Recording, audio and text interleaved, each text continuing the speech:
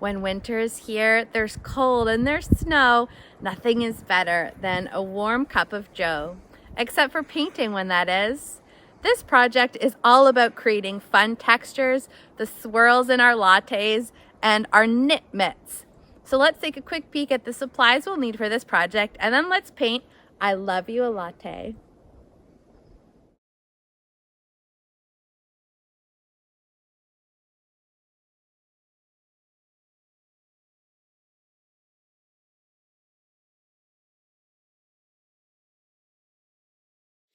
Hello! Hello, and welcome. In today's painting project, we are going to be painting this adorable seasonal project. It's got two of my favorite things, coffee and snuggly mittens on a snowy winter's day. So let's go ahead and take a peek at our supplies. For today's project, you also have the option of doing the Bernie Sanders edition. Now I've gone ahead and done this in a little sketchbook here with a black background, but I did a mock-up of this with the blue snowy background as well, and it looked really, really cute. You need the same colors for this as the one with the blue background. So let's go ahead and start talking about our colors for today's project. To paint Love You a Latte, you're going to need something to paint on. Today I'm working on a standard size 11 by 14 stretch canvas. This is just canvas stretched over a wood frame, but this project really works well on any size. You can see I've done it here on a much larger size. This is also standard size 16 by 20. You can also paint this on paper like I did with the Bernie Mittens here. So this is just in regular sketchbook. So you can paint on paper as long as your paper is really heavyweight paper so that it can hold up to acrylic painting techniques. I'm working on an easel today, but please feel free to work flat on your desk or painting station at home. You don't need a big space to have fun and get creative in. This is just a tiny little room, and I just paint in this corner. And when I'm not doing videos, I often really love working flat because I do shift my canvas around a lot. Easels can be nice too, and they can save space. So really, it's totally optional whether you have an easel or not. We will all need paint today. So these are going to be the colors, whether you're going Bernie Mittens or whether you're going snowy background, or maybe you'll go rogue and surprise me with a totally different style of background. I will be using a nice blue, phthalo blue, which gets this lovely color here. Now you could use any blue in your background. I just use phthalo blue. I really love it almost has a green undertone to it. It's a very bluish green phthalo blue, and it works quite well with the red. I love bluey greens and reds together. But if you have ultramarine or cobalt, it will look different, and a different blue will just give it a different feel, which can be really lovely. You'll need a nice bright red today. I know a lot of you are using the Liquitex Basics. Their primary red is good, Naphtha red is good, crimson red is a bit of a deeper bluish red, and that would look great as well. And we just use the red for our mug and a little bit for tinting our latte color. So you can really use a wide variety of reds for today's project. So you use whatever red you think is big and bold and bright and would look good in your painting. So I'm just using a regular primary red here.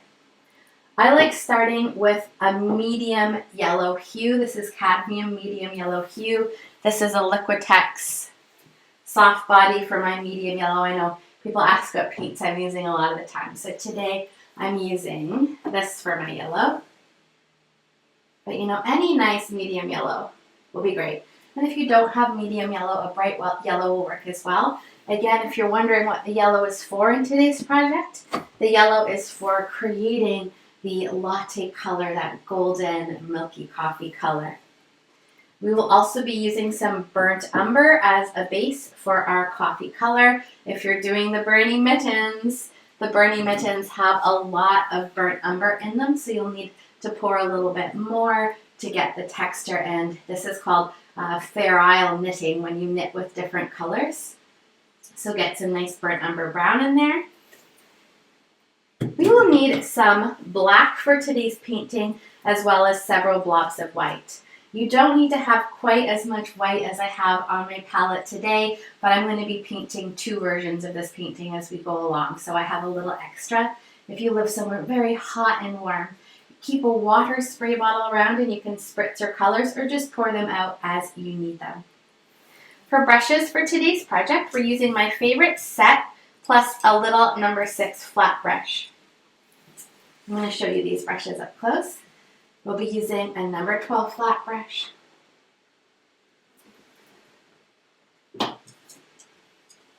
a number 8 filbert brush, my favorite brush of all time, a number 6 bright brush. This is a nice square shaped brush. It's about 1/2 inch. And then we'll be using 2 little detail brushes. These are great for rounded edges, so they're aptly named round brushes. The big one is a number 6 round, and that little one there is a tiny little number 1 round brush. And last but not least, we need a little flat brush. So flat brushes, and you saw the big number 12 flat, that's almost an inch wide. This one is a 1/4 inch. It's a number 12 flat. Here's 2 different ones I have. These can just be great if you're working on a smaller size, especially when we want to have symmetry in a circle. The flat brushes give you a bit more control than those round brushes, which have really wibbly tips. So this is another detail brush, but if you look at it on my hand, it's very not sturdy. It gets little details, but better for really rounded shapes. We're going to do a tiny bit of drawing. We're going to sketch on our mittens there. So I want you to have a drawing utensil for today. You can use any old pencil. Pencils are made from graphite, or you can use a watercolor pencil. So this brown thing here is a watercolor pencil, which is just watercolor in a stick.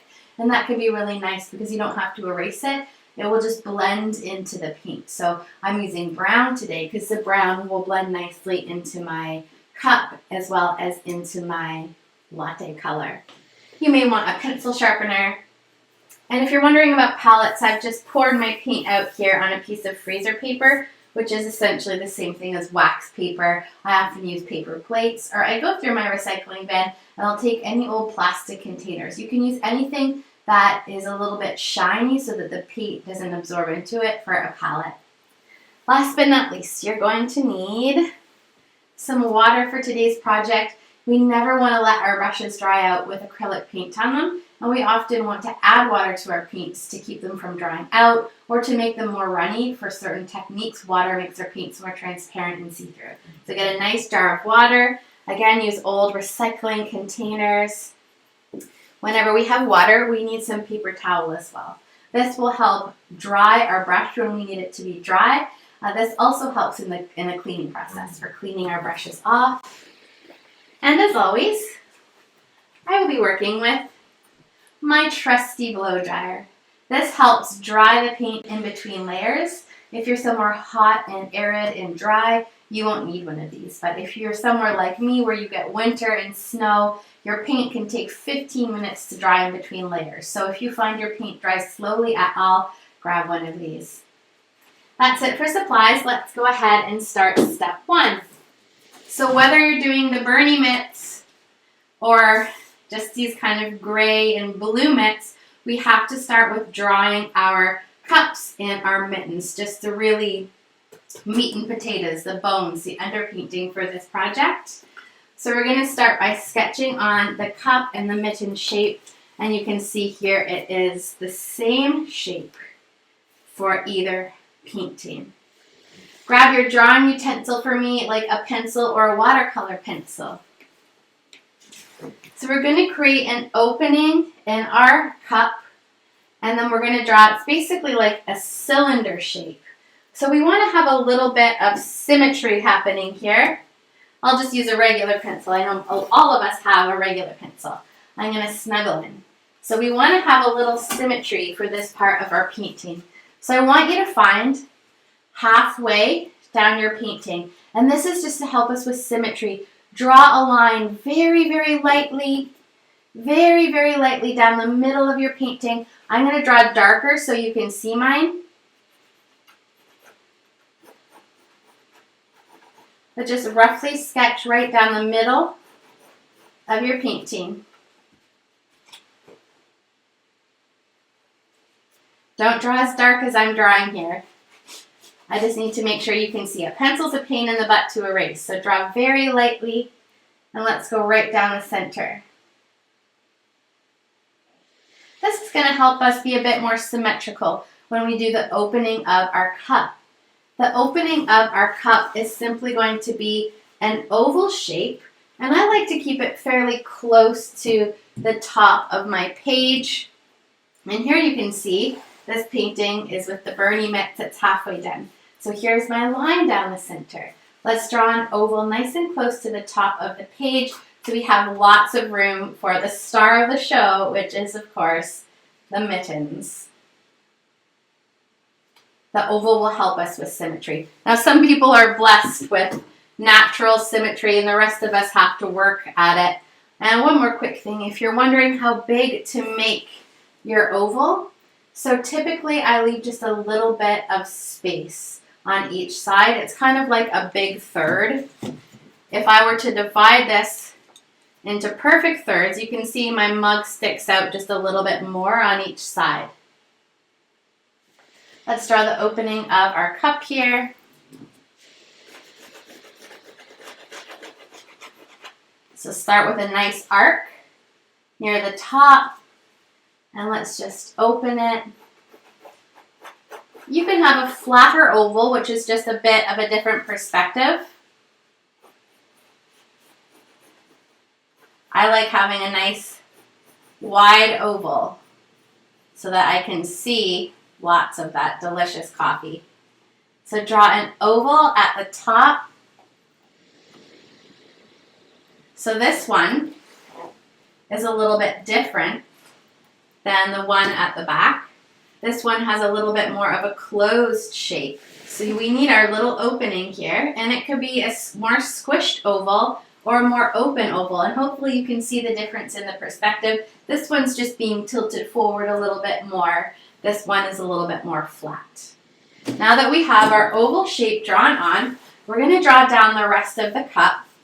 So this is essentially like a cylinder shape. So wherever we want the bottom of our cup to be, it's going to follow this same curve. I usually like to stop mine about here. Come straight down the sides. And again, this center line can help us be a little bit more straight up and down. And then just arc up, up. And we're going to create our mug shape. Maybe you've been painting up a storm, but maybe this is your first painting, and maybe you've never drawn a cylinder before. So this is essentially, if this was a three-dimensional shape, you'd see right through to the other side. So this kind of shape here. Once you have your mug sketched on, it's time to pull on our mittens. The mittens are the star of the show, and they really take up a great deal of our canvas. Our mittens are going to start to come together in the middle here. So typically, I'll draw a little curve in. We want to come down enough from the top, the lip of our mug, so that we have room for the thumbs that are holding our cup up on the side. So let's come down, an inch-ish, and we're going to draw the top of the mitts, and then they're going to arc in, pull up. So here the mitten's going to come in, and then the thumb is going to be holding the side of the cup, and then we're going to come out with that mitt, round it down. So the bottom of my mitts comes lower than the bottom of my mug for sure. So there's this shape, and then the thumb comes up and in, and it's holding that mug.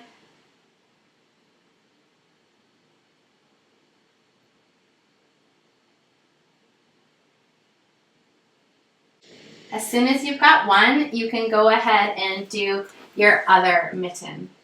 So here we go. towards the center. Mostly flat at the top.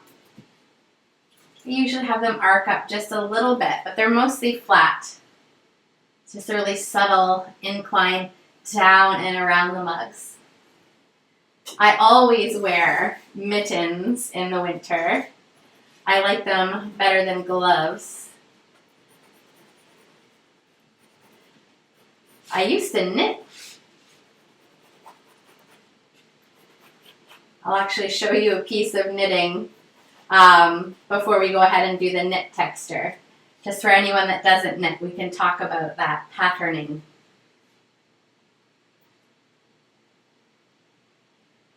Now you could just leave it here like this.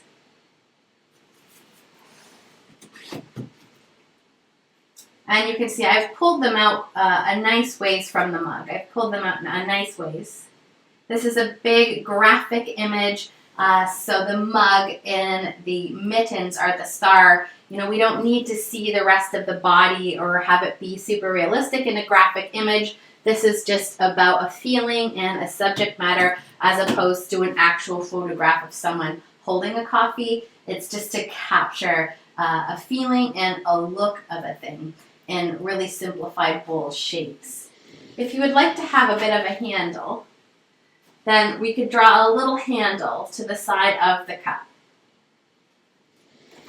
Typically I just come up from the side, straight up from here, and then I arc it over and pull it in.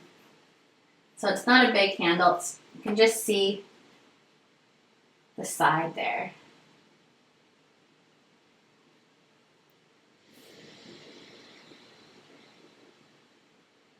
There's one more thing I want us to do on our cups before we move on. And I want us to create a little bit of a thickness to the rim of our cup.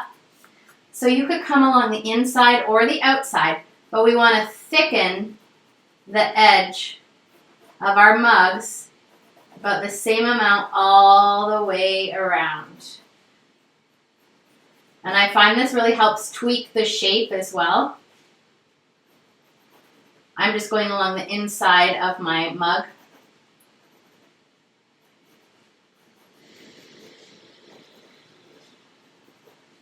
Now I'm using a little watercolor today, watercolor pencil. We're going to do one more thing and we're just going to draw across the top. We're going to come across with the top of where our coffee is going to be. Now you can make your cup as full or as empty as you like.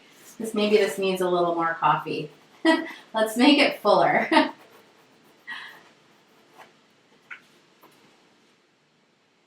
Okay. So whether you're right-handed or left-handed could definitely affect the way you draw. Because I'm right-handed, I always find one side a bit more natural. So what I do to be a bit more even on the other side is I actually turn my painting upside down when I'm working on the left side, and that helps me a great deal. So if you've ever seen me flipping my canvas around, it's because if we have a strong hand dominance, it's always a little bit easier on one side. Another reason one side is always a bit better than the other is just kind of mechanics. So I'm right-handed, so when I do a curve, for instance, my hand bends easily in. Our wrists don't bend easily up, so I can naturally do this motion. Here it just kind of falls flat, and I see it all the time when people draw moons or something. You know, they'll be here, and then they try to do it all in one go, and one side of the moon is flat. So you actually have to start drawing with your whole arm as well. So, you know, and the bigger you work, the more you have to use your whole arm. So if you ever do a really big canvas, it's going to get you used to using your arm. But even when we're drawing quite small, getting the whole arm in, or flip the canvas around so it's upside down. And that works for even subtly round shapes like mittens and not just moons. Let's do one more thing in our drawing before we start doing the fun part, which is filling this in with the textures and the patterns. And that's going to be drawing the little heart in the center of our latte. I'm going to start up here. So it's just a bit of a wider V, and it's going to be a little bit longer. So instead of an up and down heart like this, it's going to be a little bit longer and flatter. And this will make it look like it's in perspective a bit more. Here's our heart. Let's keep on keeping on with our paintings. Now, I like to do a little bit of subtle rippling here with the pencil. So for our lattes, and let's just take a look at the picture real quick. To get the look of the foamed milk dispersing, we have these rings that are getting a bit smaller. So I like to do some little arcs at the top and then pull around a few rings that are getting spread out and farther apart as we go. So just a little one up here. It's following kind of the top of the heart to start. And then they're going to get a little bit smaller and farther away. So it's kind of just dipping in, following the shape of the heart. And then we can come around that heart, the little ring. You know, this one's going to get a bit bigger. And then just the sides. So rings kind of coming away from our central heart. It's just kind of breaking apart. So we're going to start with some really, really dark red color, and we're going to define the shadow part of our mug. And of course, the top lip, the ring here, the light's hitting it up here. There's going to be a bit of a shadow under the lip and down the sides and underneath the lip, kind of popping those shapes out. So let's do that together. Grab for me your number 6 bright brush. Grab for me your number 6 bright brush. And here we go. We're going to take a nice scoop of our red, and maybe a couple. Just move a nice blob of red close to your black color for me. So I ended up taking like 4 or 5 little scoops and putting it next to my black color here. And now we're going to go just the tip into the black paint to make this a nice dark red. So take your brush, you don't have to rinse it off. Go just the tip into some black paint. And we're going to mix the black into our red. And this is should create a really, really dark, dark, dark burgundy color. Really dark, dark color. A little something like this. And you can see the bright red on the bottom and the dark red on the top.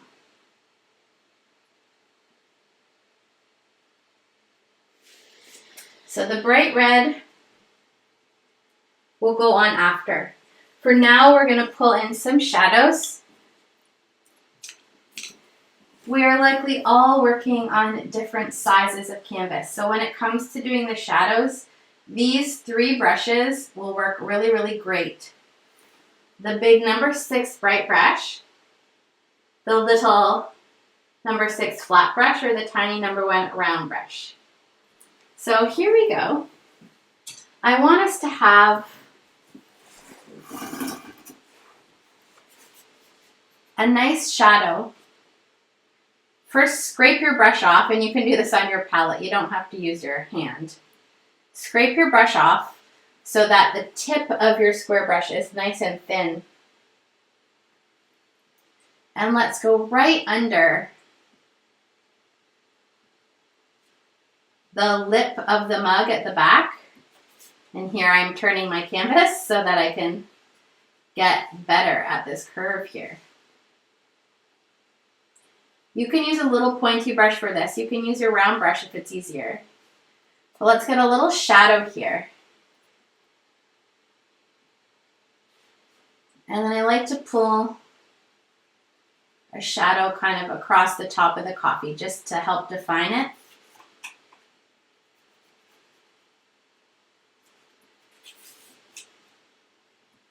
And then sometimes I'll pull a few shadows kind of like straight up and down the back. And a little bit more of a shadow coming in from this side here.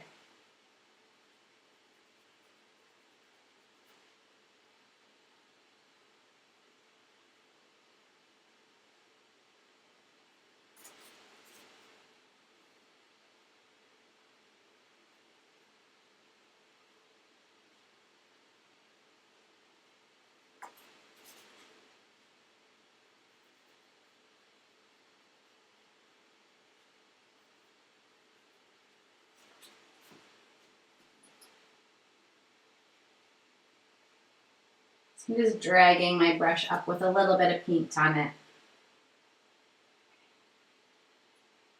So we're going to create a shadow.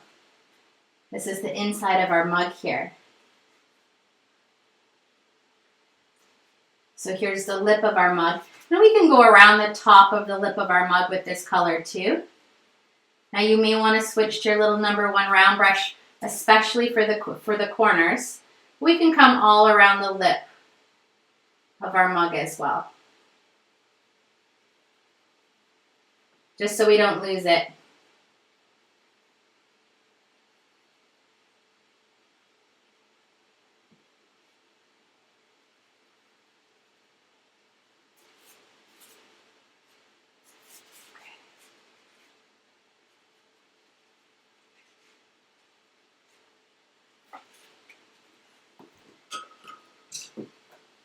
You may want to use your little number 1 round brush for this, especially in those tighter corners, like around here.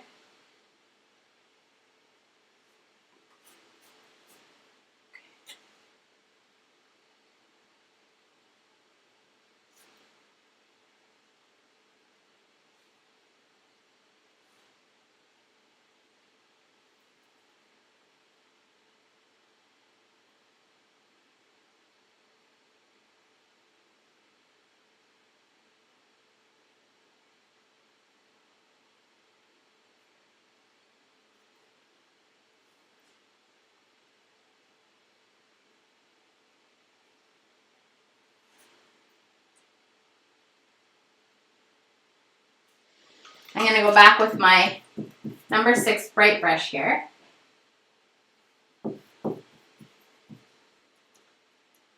And we're going to darken the shadow underneath our mug and down the side. So don't paint over your mittens, but let's just define the sides a little bit. And then let's follow the shape of our mug, and we're going to pull a shadow in underneath the lip of the mug. And it's okay, the paint doesn't have to be super thick here. Sometimes I'll just put a little paint on my brush and drag and pull the paint in towards the center. It doesn't have to be super thick here. We could kind of pull a shadow here and then just drag it over.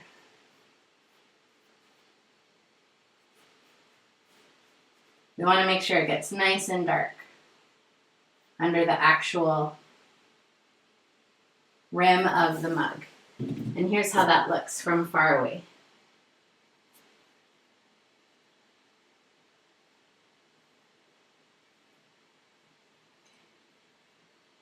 Sometimes I'll just pull with a bit of paint on my brush. So if I'm in my dark red shadow color, I may just tap my brush off so there's just a little bit of paint and just gently pull the little bit of paint across. And then I'm going to define the bottom of the cup that peeks out from under those mittens.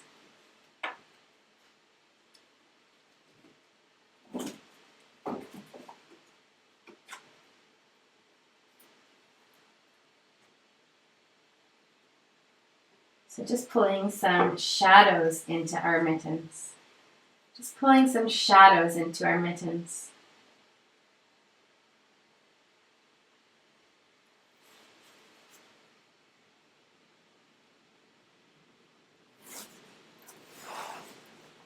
Sometimes I like to take my shadow color right around the mittens as well, where the mittens are casting their own shadow onto the cup, making them look a bit more 3D. I'm just using my bright brush here. I haven't really changed. But, you know, the right brush is whichever one makes the techniques the easiest for you. So if a brush I'm using isn't working for you, but you think another one will,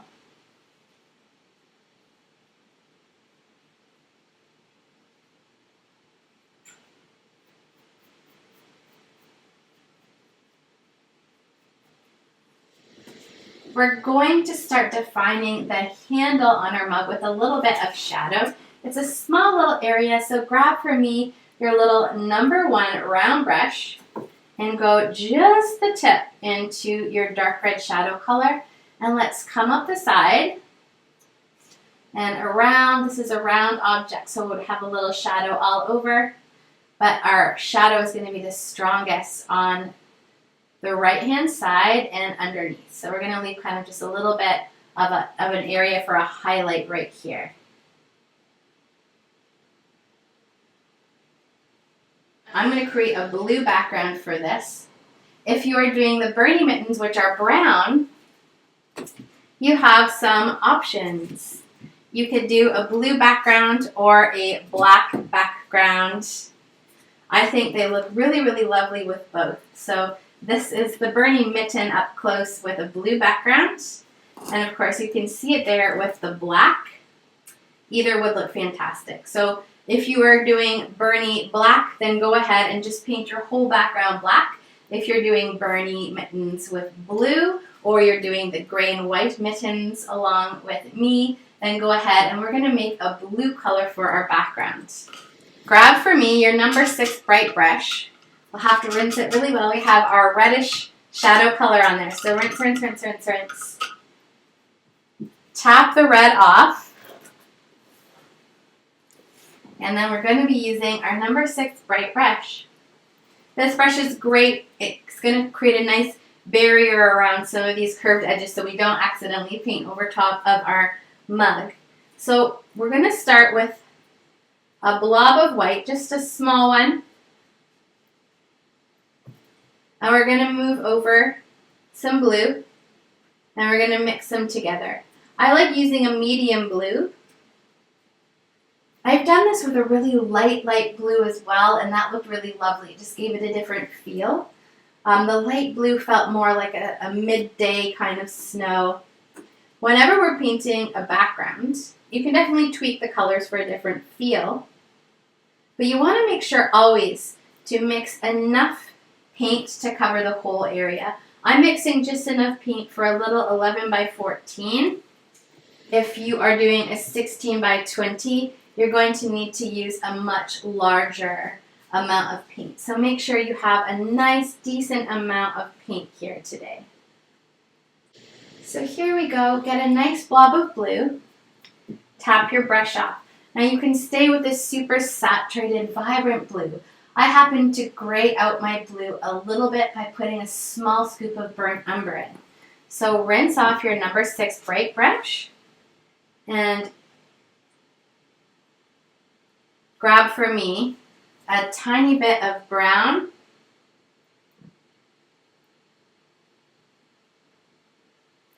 and let's mix that in, and this is going to gray it out a little bit. It makes it a beautiful, you can make grays, and we did this with our winter bird painting just last weekend.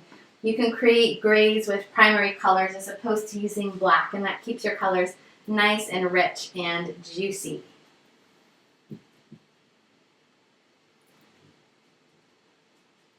Once you've got your color mixed up, I want you to give yourself a nice border around your mitts and your mug with the background color, and then we can switch to a bigger brush to fill in the larger areas.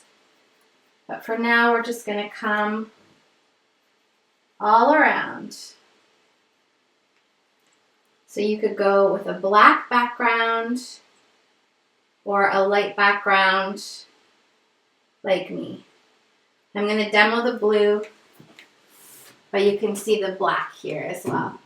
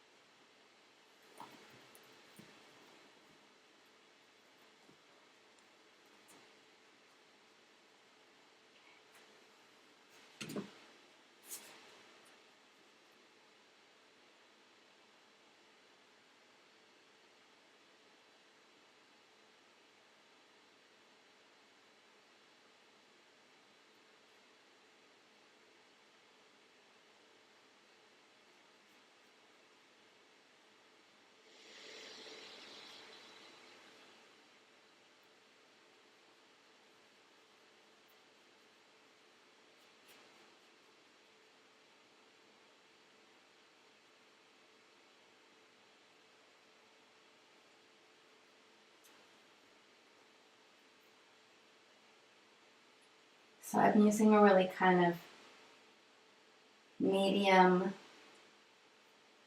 gray blue. Just going to get a border around my mug. I don't want to go into it, and then we'll be switching to a bigger brush. And don't worry about the dark edge, you're all good. Even if you go over it a little bit.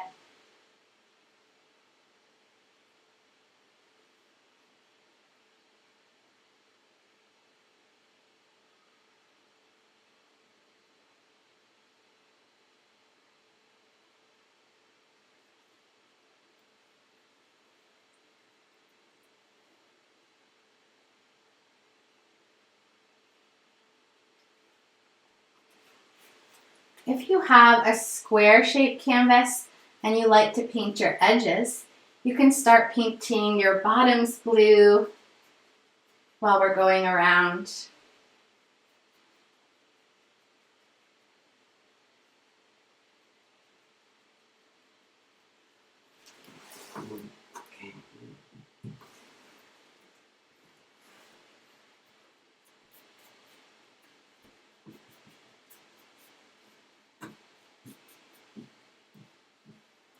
You can paint those edges.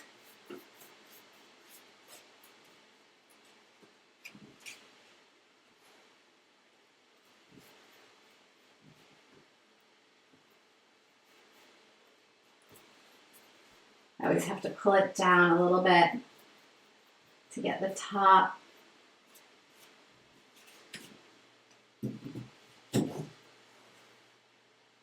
Don't mind my head for a sec. I'm going in for the side.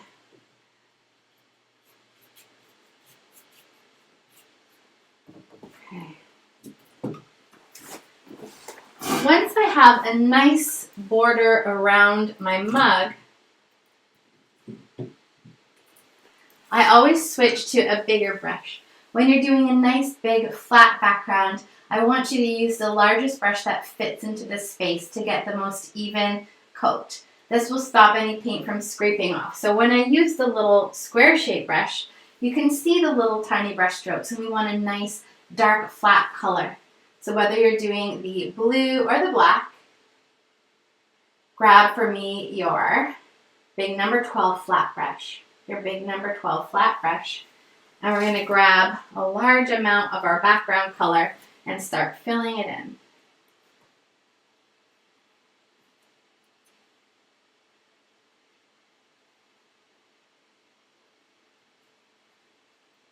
This gets such a nice, even, smooth layer of color.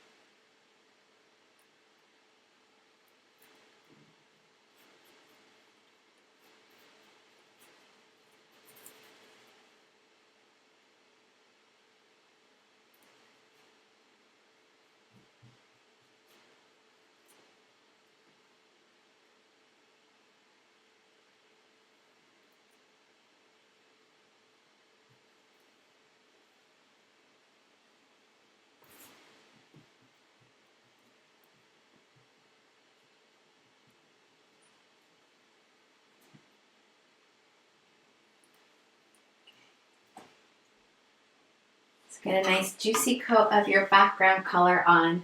And I've gone in for a nice thick layer.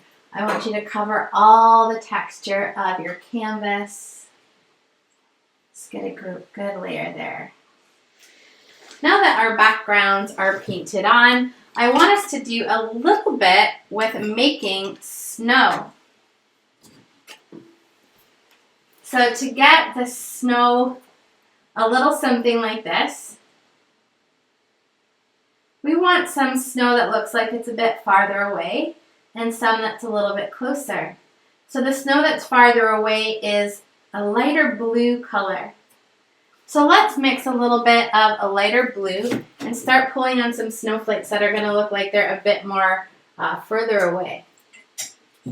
For this, we're going to be using our number 1 round brush. Not number 1, sorry. This is our number 6 round. This is our big one. So grab your number 6 round brush and let's make some snow looking a bit farther away. It's going to be a bit more of a muted color as opposed to the pure white ones, which are going to look like they're closer to us. So I like to take a scoop of white and a scoop of blue and just mix a lighter version of blue. So a lighter version of the background color. If you're doing flat black, you won't need to do this part. And then let's make it snow. We'll add some white snow on top of this too, but for now, I like to come in. I like to have some bigger ones, some smaller ones.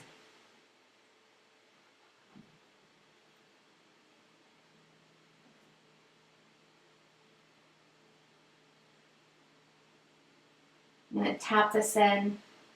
My background is still wet. If your background is totally dry, I want you to just make your snow color a little bit darker. So mine is mixing into my background color a little bit, making a bit darker on the canvas. If your background is totally dry, that's okay too. Just use a blue that's a little bit darker so it doesn't look like it's totally close to us just yet. I like to do some big ones, some little ones.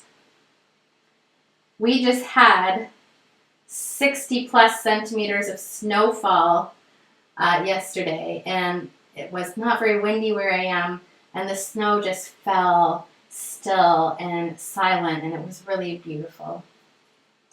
So I'm inspired by the super heavy snow of February.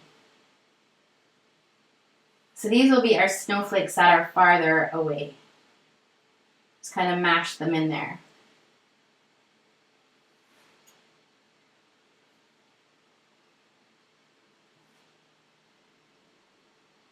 As soon as you are done pulling snow into your background, we're going to move on and we're going to start filling in our latte colors in the center of our mug while we wait for this to dry.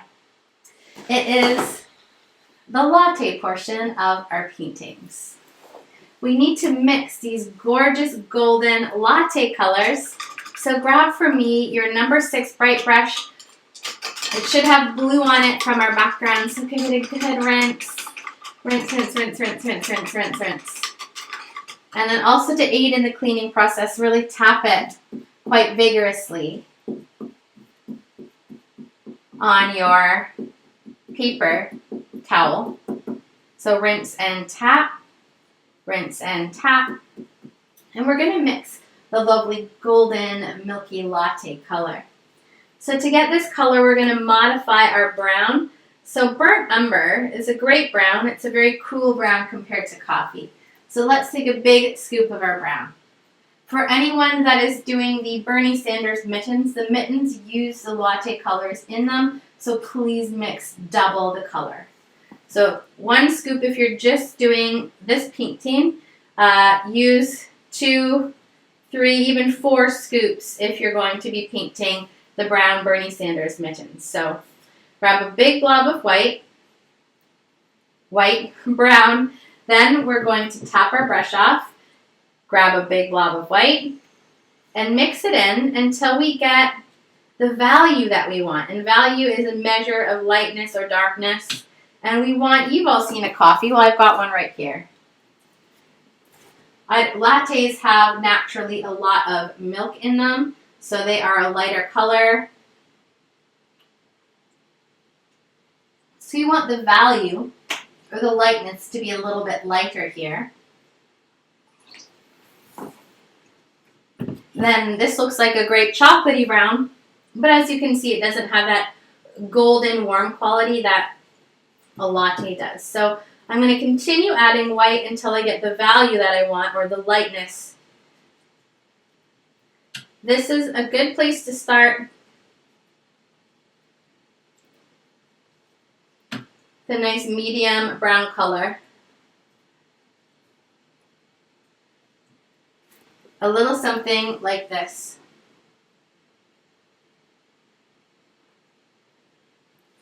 Now to warm this up, we're going to add both yellow and red. So typically I add 2 parts yellow and 1 part red, and we're just going to add these colors really slowly. So if I have this much yellow, I'm going to add much less red. So we're going to start by adding the yellow to our brown, and this is already good. This is looking a lot more coffee-like. Remember, this is our shadow color, so we want it to be a little bit darker. Okay. Now we need to go in and tint it with a little bit of red as well. So just a tip into your red. And let's add that in. So we're basically oranging this up. Red and yellow. Okay. This is a great shadow color here.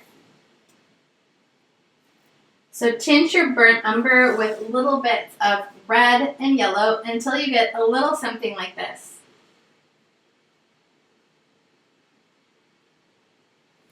I know some people want to make hot chocolate instead of coffee. So that original burnt umber with just plain white is a fantastic hot chocolate color. Cocoa doesn't have the golden quality of a brewed coffee. So if you're doing hot chocolate, just use burnt umber and white. And you can still add foamed milk to hot chocolate, so you could choose to do some cute marshmallows in there, or you could stick with the foam heart and just make it more of a cocoa color. So omit the yellow and the red if you're doing hot chocolate. But this is going to be our shadow color. This is burnt umber with yellow and red. And I've mixed quite a bit of it. So if you're doing the mittens, the brown mittens, then you'll need to have a lot of extra of this color. This is our shadow color. So this is the darker color that's going to go around the heart. Once you've got your color mixed, we need to make a much lighter version for the highlight color here. So let's take a scoop of the latte color and mix it with white. So we have a much, much lighter color as well.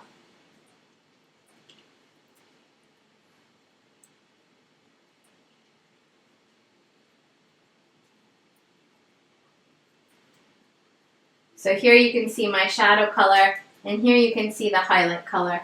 And the highlight color is a much, much lighter brown color. So that's our light color. So now it's time to start filling in the latte. I want you to grab your little #1 round brush for me. And here we go. Go into the first color you mix, the darker latte color. So if I hold this up close, you can see the only really white part is going to be the creamy heart in the center, the milk heart in the center. So I go around with the lines we drew, the shadow lines with this color, and then we're going to fill in between with the light color, and then of course the heart will be pure white. So let's start with the shadow part. So go around the heart, go around the heart,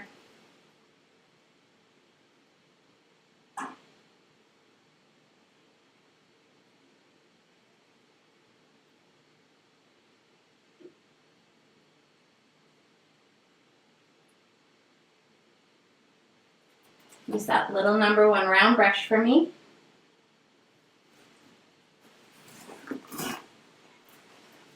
Go around the heart. If you have thick paint, add a little water to help this technique flow. Whenever we're going around little round shapes, making our paint a bit more runny can really help it flow. Okay, so here we go. Let's get the shadows in here. So we drew some of these lines.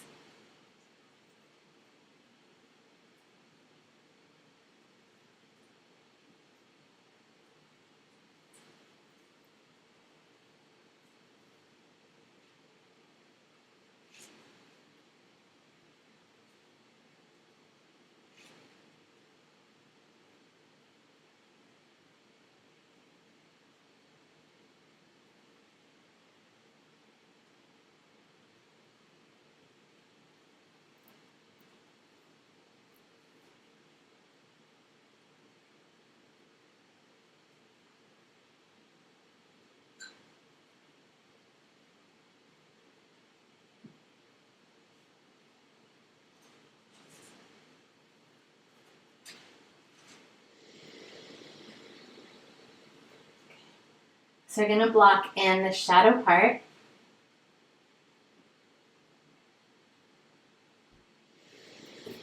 Once you've got the shadow part in there, go ahead and rinse your brush off, tap it on the napkin, and we're going to go into our highlight color. We're going to do everything except for that central heart in the highlight color.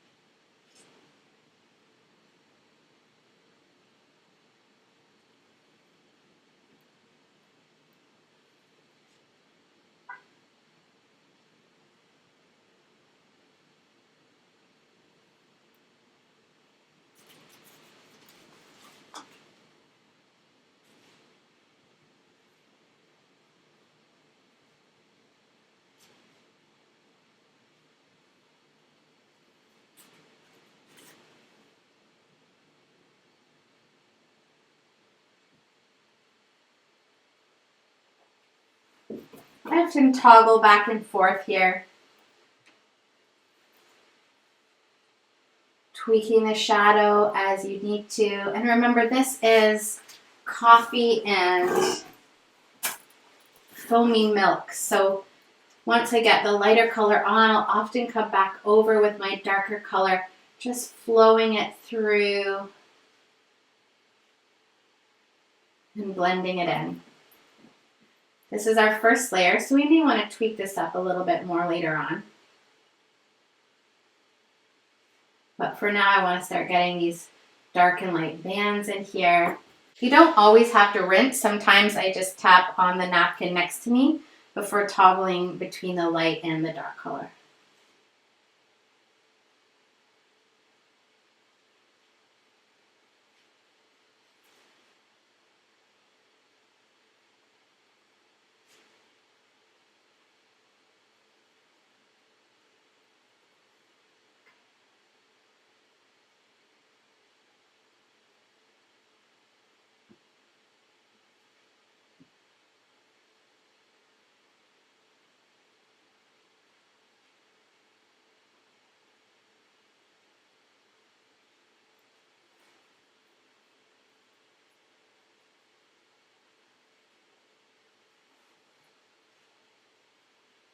Good.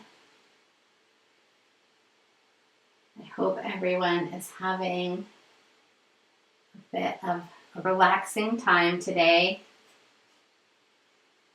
I know winter is statistically a month where we can feel a little bit more stress, a little bit more anxiety.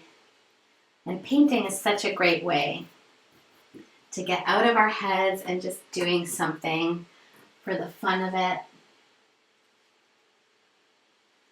Okay, so pulling in the light color, tweaking the dark colors, and know that we can always tweak our paintings as we go.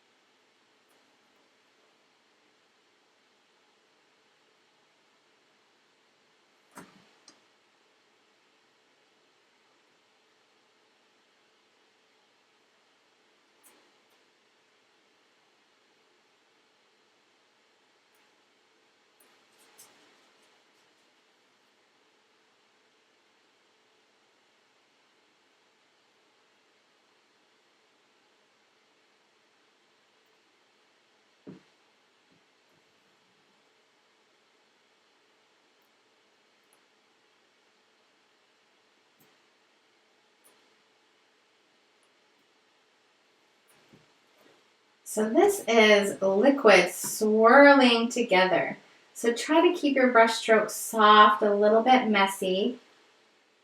Not perfect rings. Some areas can get a little bit bigger or more flowy than others. Once we have our basic latte colors filled in, we're going to go ahead and fill the center heart in with a pure white with just a tiny little bit of our latte color in it. And then we're going to do some white highlighting later. So we start with these basic browns. And by the way, to get these really bright highlights, I add some white afterwards. So we're always going to be working in a process of layers. So I want you to build up these rings, keep them soft and flowy. And then we're going to highlight our center heart and a few of the center rings because, of course, as they get further away from the heart, they start to blend in with the coffee more. But now we're going to get that base layer on. So I don't know if you can see, but underneath you can hopefully see a little bit of that glowy, warm brown even under the central creamy milk heart. This is my favorite kind of heart. So here we go. Let's rinse your brush, tap it on the napkin, and take a little blob of white and then just a tiny little bit of your latte color. So this should be like a pastel version of our brown, like a really light tint of our brown. And then we're going to fill the heart in. This should be the lightest part of the latte for now. So I don't know about you, you can see my pencil, so I'm going to give us a nice generous coat. And hopefully you didn't draw too dark. If you did, that's okay. We're going to have another coat on here. And we're going to tweak these layers. But we want to get this fun, swirly, twirly latte pattern in here.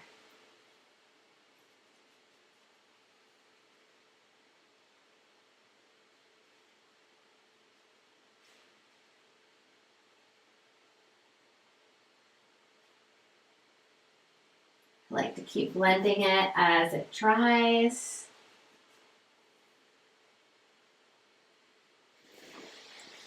Okie dokie do. So it is mitten time, and this is where we're going to branch off a little bit into the colors and style we put into our mittens. Whether you're going to do the brown Fair Isle Bernie mittens or you're going to stick with me and do the white and gray mittens, we're going to start the same way with a really nice basic dark black outline all around our mittens. We will both be filling them in with color before adding the knit element. This way is a nice fun basic way to do knits. And the other mittens are Fair Isle mittens, so they just have a little bit more of a color step to them. It'll be a little bit more of a challenge, but it's really fun if you love creating knit textures. Let's all go ahead and outline our mittens, and just a little bit of black. This will help form them up. This will help give them shape. So I'm going to use my little number 1 round brush, but please feel free to use a square shape brush if you prefer doing lines with a square shape brush.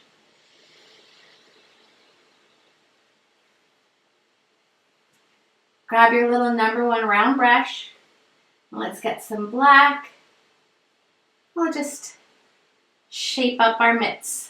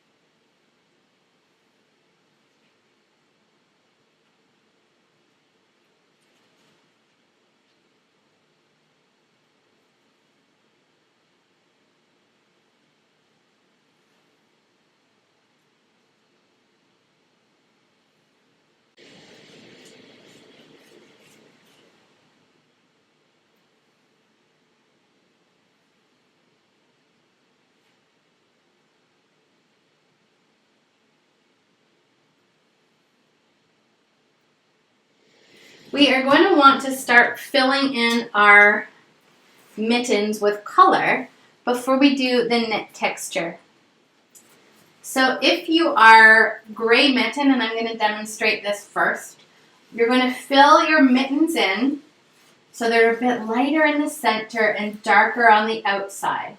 The light's coming on this side, on the outside the shadow is inside toward the mug, the light's hitting the outside of the thumbs. So we want to get a 3-dimensional object with volume with some basic shadows before we go into filling in the knit texture. This was our main tutorial, so I'm going to start showing this, and then I'm going to show how to do that fun knit pattern in the color and the Bernie mittens. So first I'm going to do this Bernie mittens. Hold on for me. So for our gray mittens, I need you to rinse off a brush. You could use your number 6 flat or your number 6 round. And we're going to mix ourselves a dark gray and a light gray. In the gray mittens, the knit pattern is done on white. So whatever color your light gray is, make sure, so this looks almost white, but it's not, it's light gray. We need to make sure even our light gray is dark enough for the pattern to show. I love white knit mitts. I always have a pair. So let's mix a nice dark gray. The black has a lot more pigment in it than white paint. So we're going to add our black really slowly. So once you have a little blob of white, take your brush, bloop, just the tip into that black and mix it in. And mix it in. So this here is an excellent kind of middle gray for our shadow color. Once you've got the shadow color, we need a highlight color. So we're going to take another blob of white, this time with just a tiniest bit of black. So this should be a very, very, very, very, very light gray.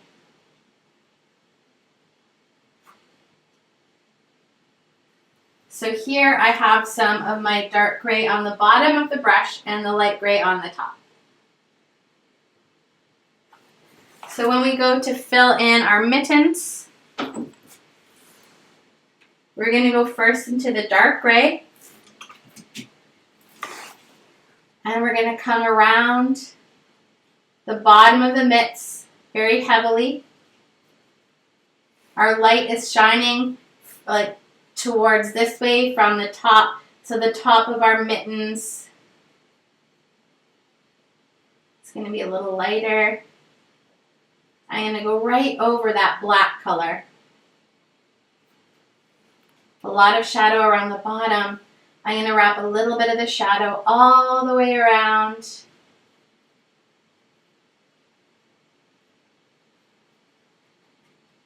And then I'm going to rinse my brush really well, tap it on a napkin. I'm going to grab a big scoop of that light gray. I'm going to fill in the main portion of the mitten, and then I'm going to start tapping them together and blending them down.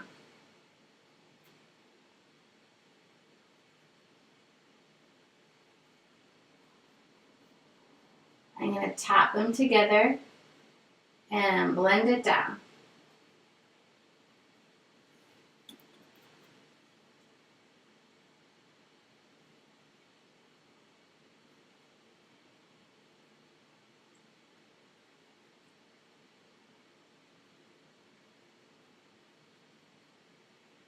You can keep this a little bit messy. These are kind of fuzzy knit mitts.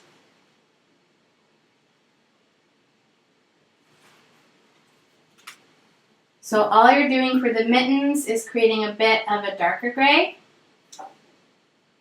around the outside and blending them into that lighter gray.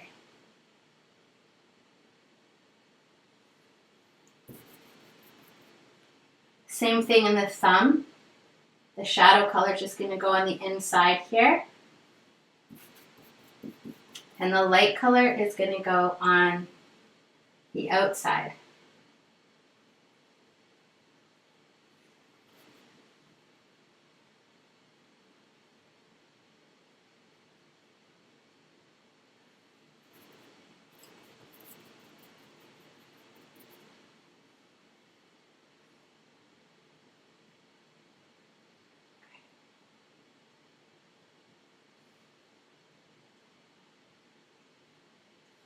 For our gray mittens, I want you to fill them both in this way.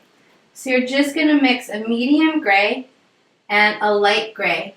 The medium gray goes all around, and the shadow part, remember, is on the inside, and then the light gray is on the outside. And I want you to fill in both of your mittens in this way here. For our brown mittens, you'll also need to fill in your colors first, and your colors are going to fit into this pattern. Just like with the gray mittens, once the color is on, you use a lighter version of that color in the knit texture to create that look. So first we have to pull the color on, then break down the rows, then do the knit part of the mittens. So here is the pattern of your mittens. Here's the pattern of your mittens. So for my regular mittens, you're just going to follow this, fill it in with the gray. For my Bernie mittens, we're going to start by making this pattern here before we fill it in. So this pattern, we'll break it down into some simple shapes, and we'll do it together. So to block out this pattern, we actually are going to create 1, 2, 3, 4 strips going down our mittens.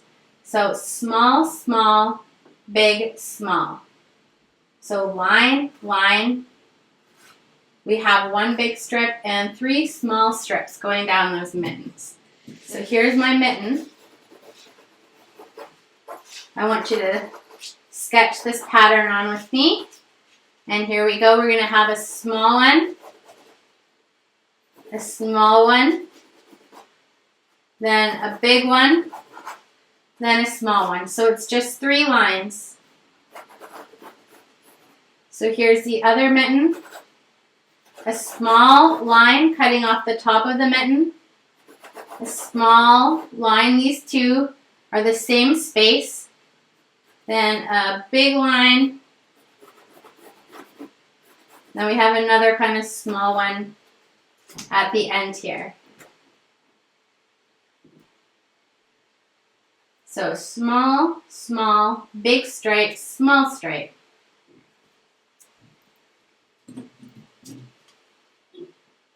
So first we have those stripes. The next thing we're going to be doing is creating some of these triangular patterns into the top of our mittens. So we need to create these little triangle shapes here.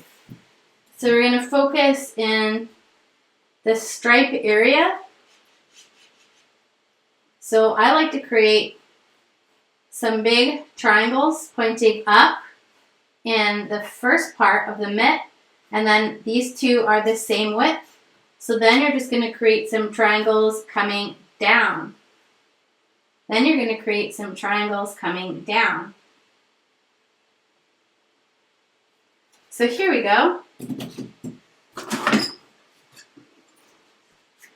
I'm going to do this mitten here. So if I have triangle, triangle, try to make them about the same size and angle. And some of them are just going to run off the page. Here's my triangles pointing up. And the mitten below, I have to come off of this triangle, and I'm going to make some triangles coming down.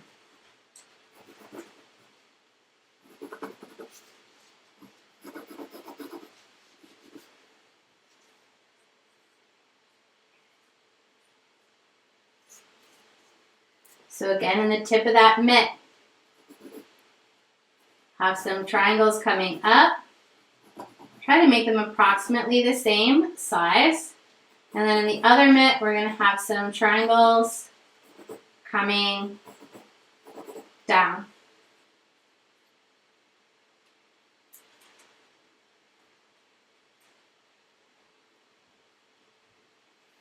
Now, believe it or not, you're almost done your whole pattern.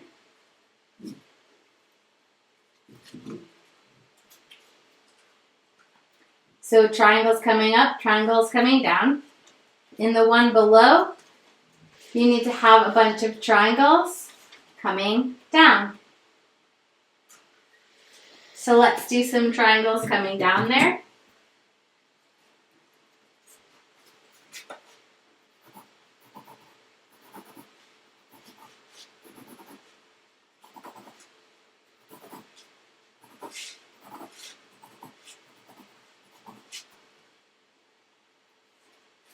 And in your end of our mitt, we've got our triangles coming down. Now sometimes they're going to run off the page a little bit, so you may lose the tip of a triangle.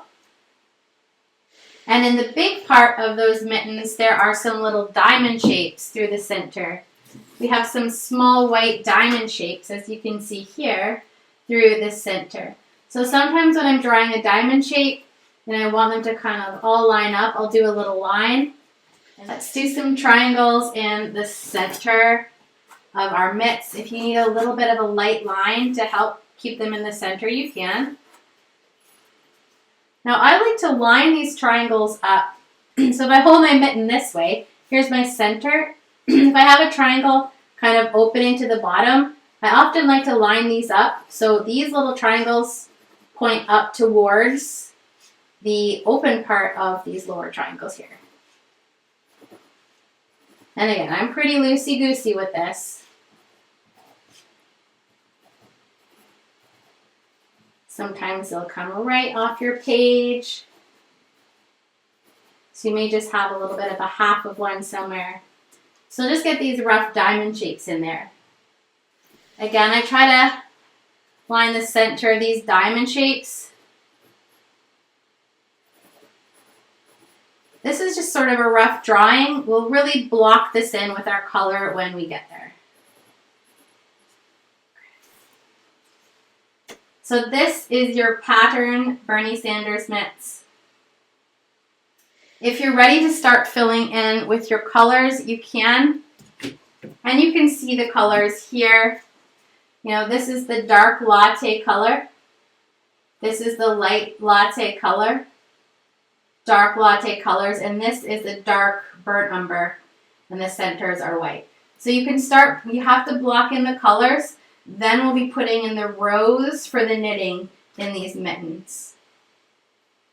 So if you're ready to block in, you can. If you want some more time with the drawing, I'm going to continue on with you step by step with the Fair Isle Bernie mitts in just a moment. I want to show you some knitting up close. Now, I used to be an avid knitter, and this is some yarn from the 70s that my grandma gave me, and it had some beautiful color in it. So this is a shawl I did just in a knit stitch, but let's take a quick peek at this piece of knitting up close. You can really see the stitches. So I want you to notice the pattern of the knit. They're basically like little V's that meet together, that happen in long, long rows. So they're little V's that connect together in long, long rows. So when we do color knitting, like in the case of Bernie Sanders Mittens, each one of the segments of color, when you do ferrule knitting, you basically weave different color yarns in between your fingers, and you pull colors in front and in behind to get this kind of pattern when we knit. So for the ferrule type of knitting, we have to pull in the long rows in a shadow color before blocking in a lighter color the knit pattern on top. For our gray mittens, we can simplify this a great deal and still get that amazing knit texture just by working with the gray as the shadow color for the rows. So look up close here. Do you see how I've just created the V shapes with the white? I've just created the V shapes with the white. I think that's really fun and fantastic. So as long as your mitts are dry, you can go ahead and start pulling on some of these V shapes for me.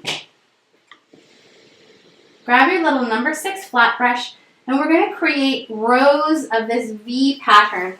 So just like when you knit, you have to keep track of your rows. So I'm going to hold my mitten up like this. If your mittens aren't dry, just give them a quick blast with your blow dryer. Let's pinch our brushes down so they're nice and thin like this. Pinch your brush down and grab your little number 6 flat. Go into some of your white. We're going to come all down one area this way in a straight line, and then this way on the other side to get the knit V pattern. So here on this mitten, I've got my little number 6 flat. I'm going to get as close as I can, and I'm going to come down one side on an angle. I'm going to go line, line, line, line, line.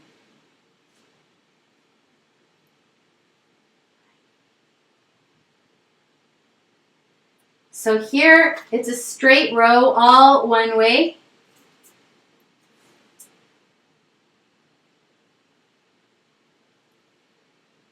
And now we're going to come down the other way. Now you don't have to line these up and be super precise. It's not necessary to really get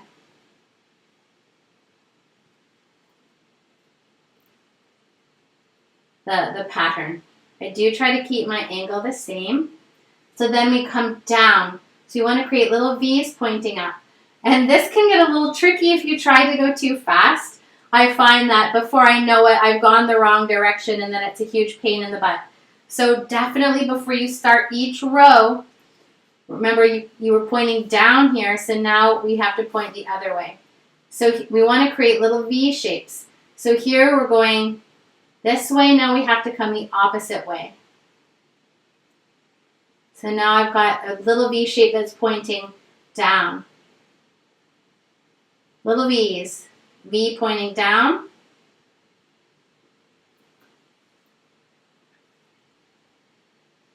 Now it was this way, now I have to go the opposite way. Little V pointing up. And I want you to try to do this in a nice straight line-ish, straight-ish pattern. It is a knit thing, so it can be nice and soft. So up, up, up, up, up, up, up. So I want you to keep going all the way through your mitts this way. Up and down, up and down. Great. I want you to fill all of these in. You can let me know when you're done filling in the V's in your mittens. If you would like to try a Fair Isle pattern in your mittens with me, we need to start filling in these colors everywhere before pulling in the rows and then our own knit pattern. So this is essentially a bit of a step up, a step in difficulty from the basic knit pattern, just because we have a few more steps of filling in our colors. It doesn't have to be super strong color. We just want to get the colors in there. Don't worry if it's a little bit patchy. So we have our main dark latte color and we have a light latte color. So the dark latte color, we're going to start pulling in the V shape. And I've outlined this. You don't have to outline yours. I just outlined it so you can see it. But we've got these triangles here. I want you to focus on the triangles that are pointing down. And we're going to fill these in with some of our dark color. Just the ones that are pointing down. So this is the dark latte color.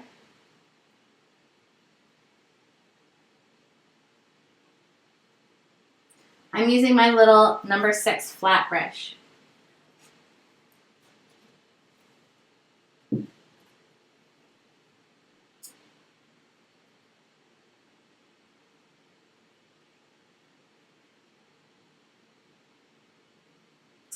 So we're going to do the little triangles that are pointing down here in this color. This same color is the color that's in the center band of your mitts. So we also want to pull this color into the center band of our mitts.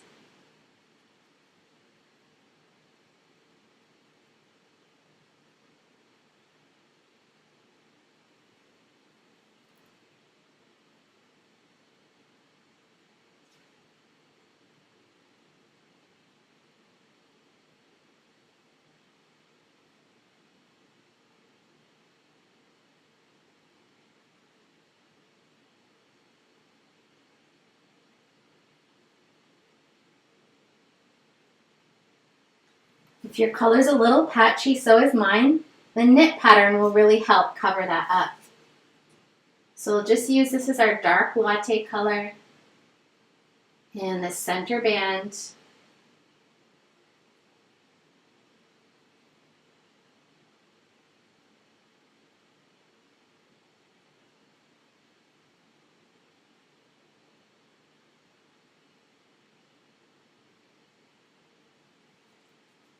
So we're going to have the dark color pointing down in the top row. Leave the second row. We don't have any of the dark latte color there. And then in the bottom row, the last one, it's going to be the little triangles that are pointing up. So we have this row and this row where we've not done any of this color. And in this one, it's going to be the triangles that are pointing up.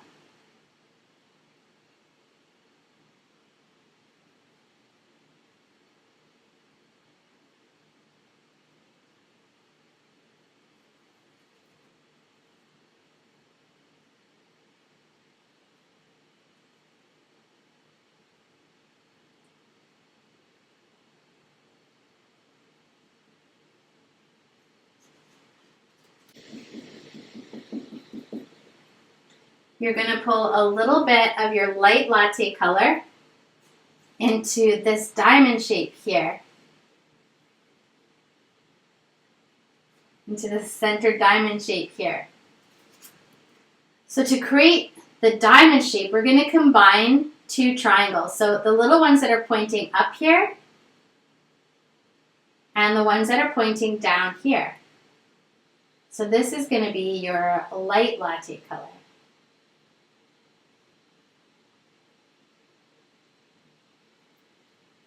And we're going to create some lighter triangles here.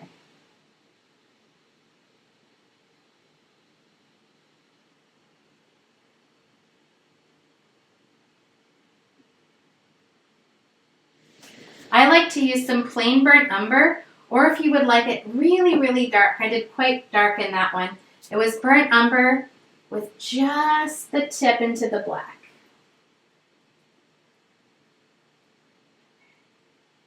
Burnt umber with just the tip into the black.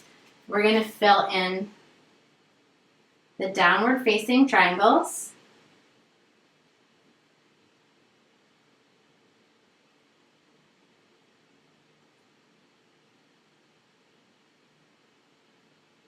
For our paintings, we do have to start focusing on filling in our mugs with their red color. So Bernie Mittens, we do have some white to do and a little bit of brown in the center of our diamonds. And I want us to do that after this first coat dries. So even if you're still blocking in your pattern, I'm going to stick with you at the end of this video and make sure we have all of our textures the way we like it. But for people doing their gray mittens and Bernie Mittens, I want us all to stop for a moment and fill in a nice juicy red coat in our mug so that we can also get into the steam and the highlighting part of our latte. So here we go. Back to our paintings where we just had the shadow color on. It's time to fill in our mugs with a juicy coat of red. So grab your painting for me and rinse off your number 6 bright brush. We are going to glaze over our shadow color with a nice thick coat of bright, bright red. So rinse your number 6 bright brush, tap it off. And this is a small area, so we shouldn't need a ginormous amount of paint. Just use enough that will coat the area.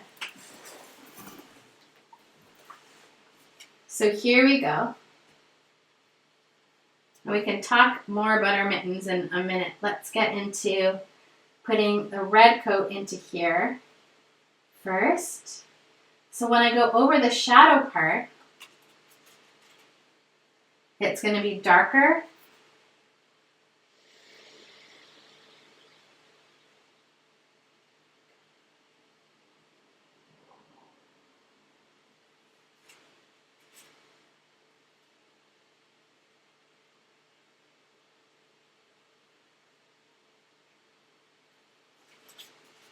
So I want you to paint a nice juicy coat of red.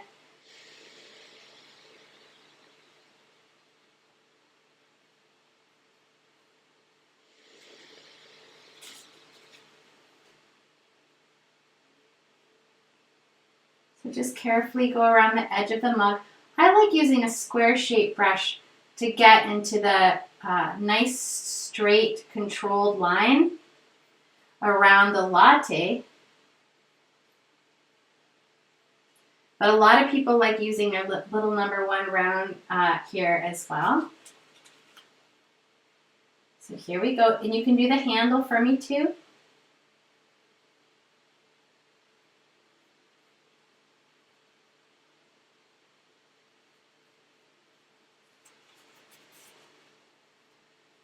So I want us to do this part now so that we can really get into highlighting the mug and the coffee.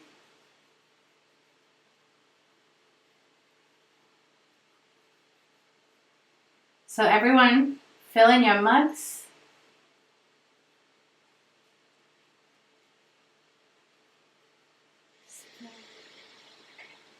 I don't normally teach 2 versions of the painting at the same time, but I had an overwhelming requests for those Bernie mittens, so I thought we could do a little addendum.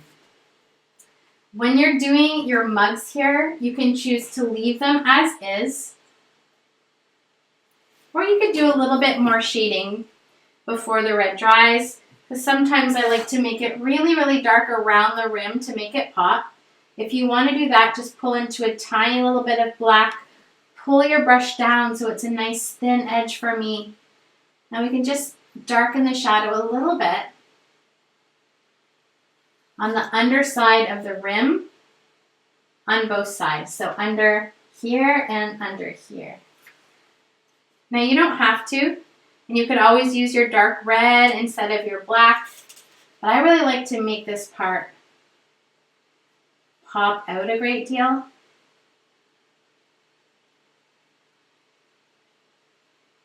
So I'm going to really darken just in those two places.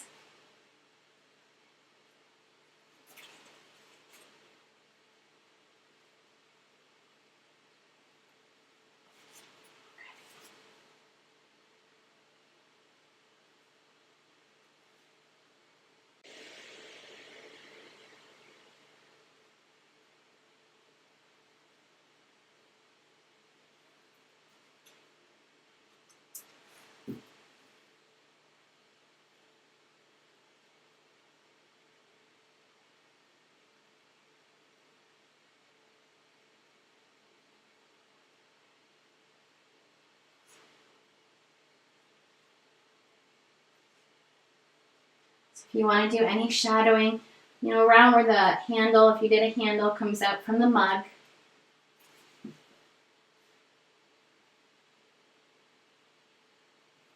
We have our red coat on. Pull in any shadows you might want while this is wet. Okay.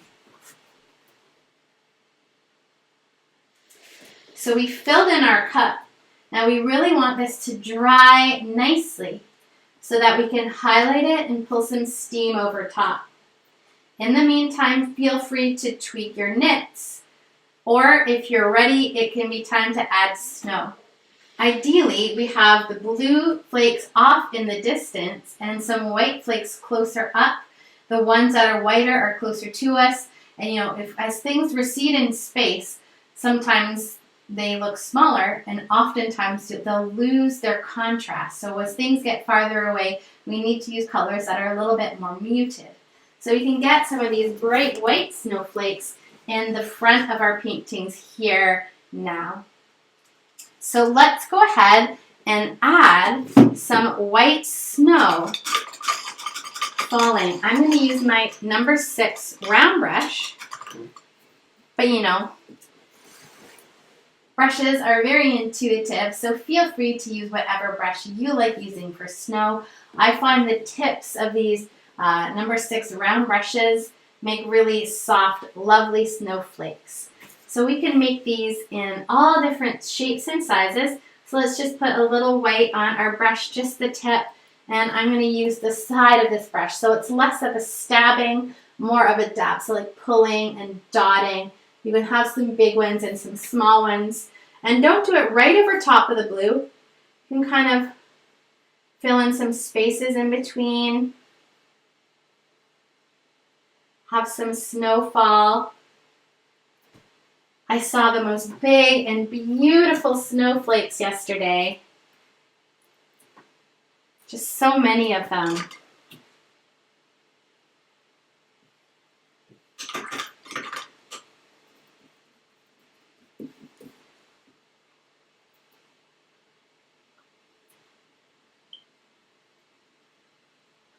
And you can have as many or as few snowflakes as you like. I got black on my background, so I'm going to hide it with a snowflake or two. I want you to make it snow. And then we'll need to let this dry so we can pull up our steam. Now, Bernie Mitts, are you here? We're going to continue on with our texture and color while we're letting our red mugs dry. So we have most of our base colors filled in here. We have a few more little color parts to do in our mitts. Most of it's white, but we want to pull a dark triangle in the center of our light triangles here, and then we're going to do some white details. So grab for me your little number 1 round brush. And we're going to go back into our dark latte color, so the colors that we put in here. Now we're going to put a little diamond inside of the big diamond.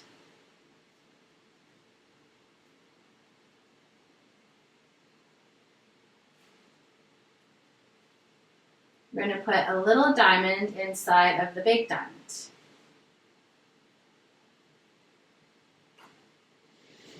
So I want to put a bit of a dark diamond pattern inside the light diamond pattern.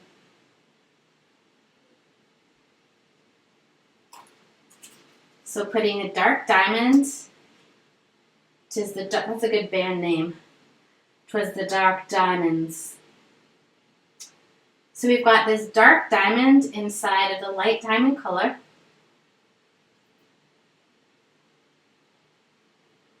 Then all we're going to do is put some white diamonds in the center here. And we're actually going to line the top of these diamonds with some white as well. So once we have the dark diamond pattern, we're going to rinse our brush.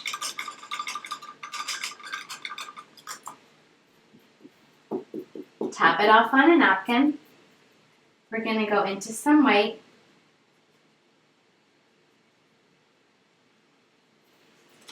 We want to fill in these little triangles with some pure white.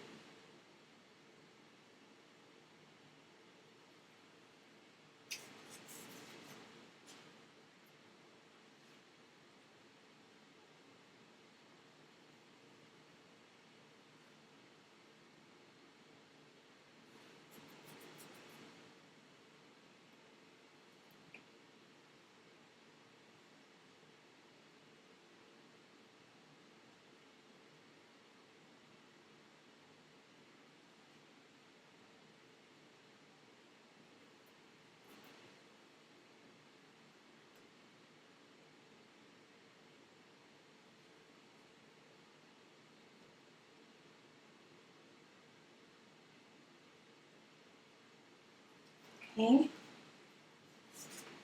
so fill in the bottom triangles with pure white. And we're going to come along the top of our diamonds here with some white as well.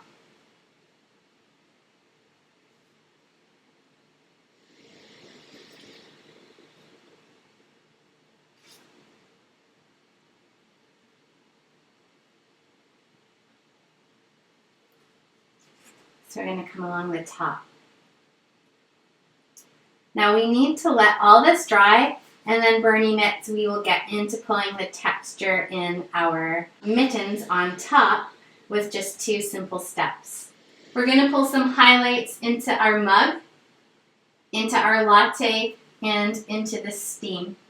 Rinse off your little number 6 flat brush and your tiny little number 1 round brush for me. We're going to start with our little number 1 round brush.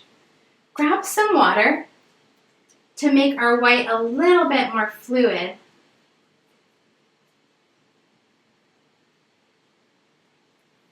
And we're going to pull some highlights into the rim of our mug.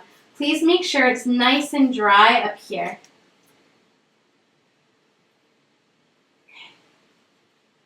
We're going to pull a highlight on the bottom rim closest to the front part of the mug, so here.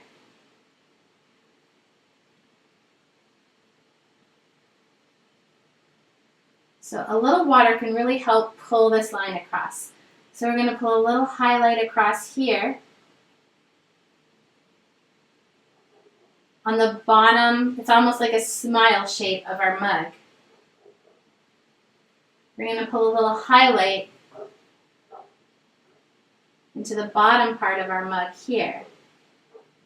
Use a little water to help your paint flow.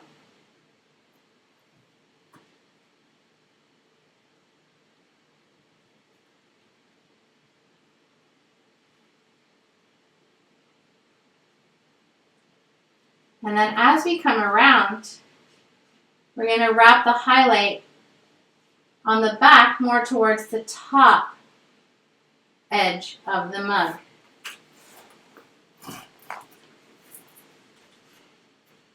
So now as we come around the back, the highlight's going to switch and it's going to be on the top part of the mug. And you can use a little water in your paint. I always use a little water just to, whoop, that's really thick, thicker than I intended. But who knows, it might look good in the end.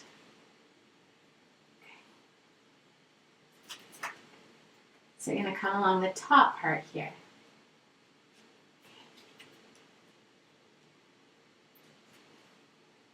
Sometimes I like to put a little highlight in the handle here too.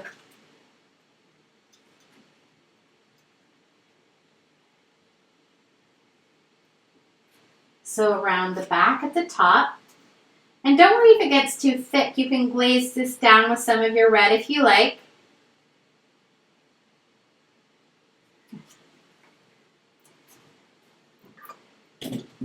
Okay.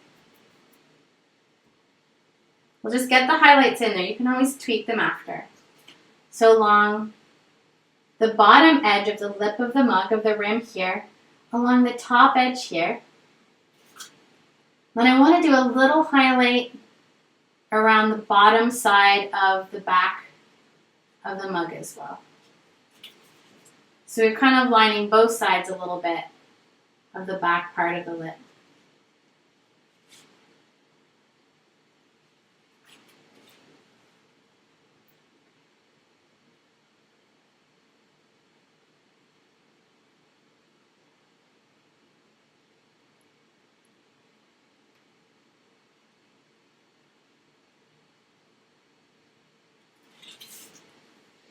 You can always pull more red through.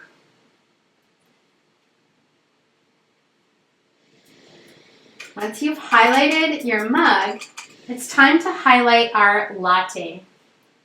So I like to do my little heart in pure white. I like to do my little heart in pure white.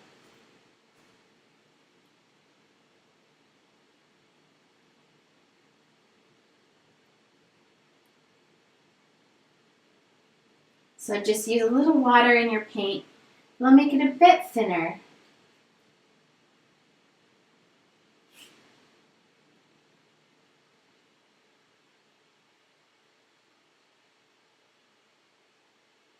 It'll make it a little bit thinner.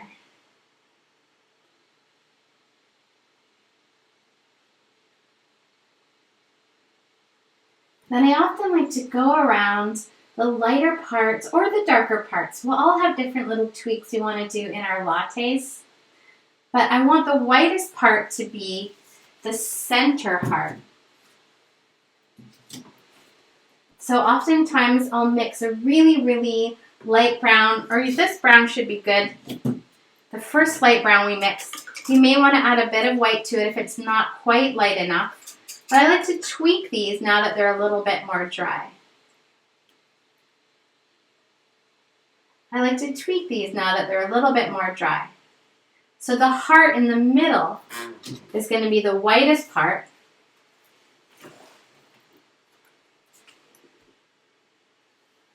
And then I'm going to add a few defining highlights.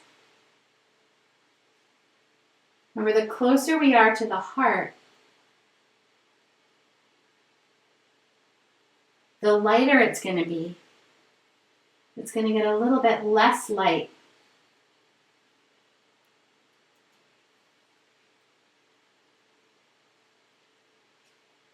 As we come out. And you don't have to cover everything. Let some of those darker colors shine through. Let the parts of the background that are there shine through.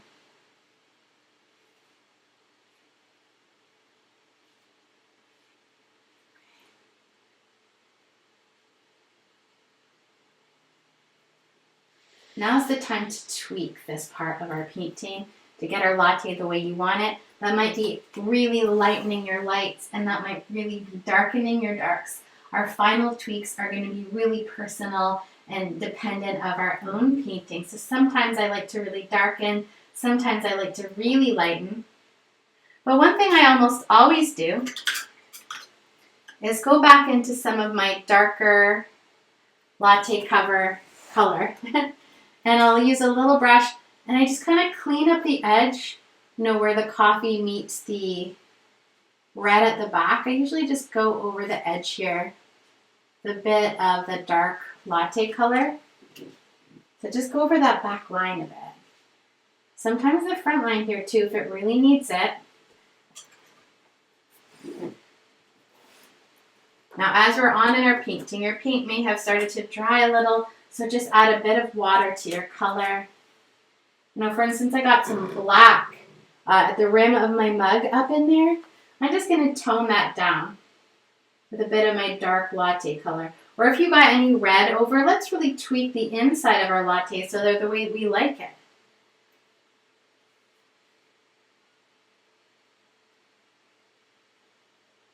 And of course, you don't have to keep pace with me.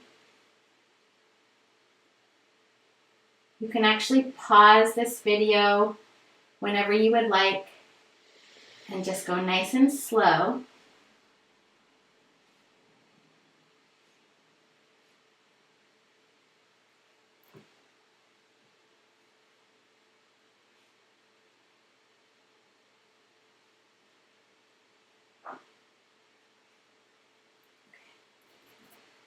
I want you to tweak that latte for me and highlight the rim of your mug. I'm going to blast my highlights here with this blow dryer before we get into pulling on the steam rising from our hot coffee out in the snow. We definitely don't want to be pulling red up into this part, and it's a very wet technique. So we are in danger of rehydrating the wet color, the red color that we just put on. So let's get this really dry. I'm going to blast this quickly with my blow dryer.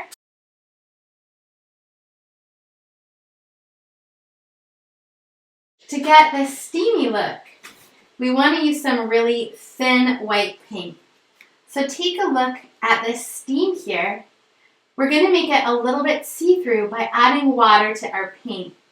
So we want to make it nice and runny.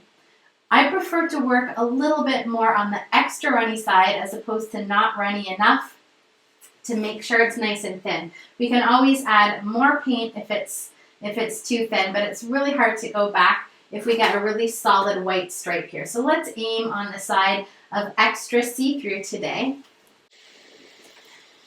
Take a little scoop of white for me and move it somewhere where we can drip in water. We want to make our paint really runny, about as runny as milk. So make your paint really runny for me.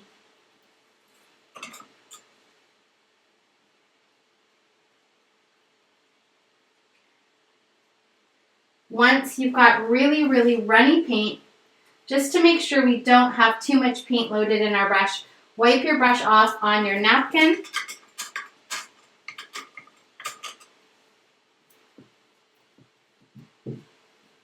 Now I like to use my number 6 bright brush for this, but you may want to switch to a smaller brush like your number 6 flat brush.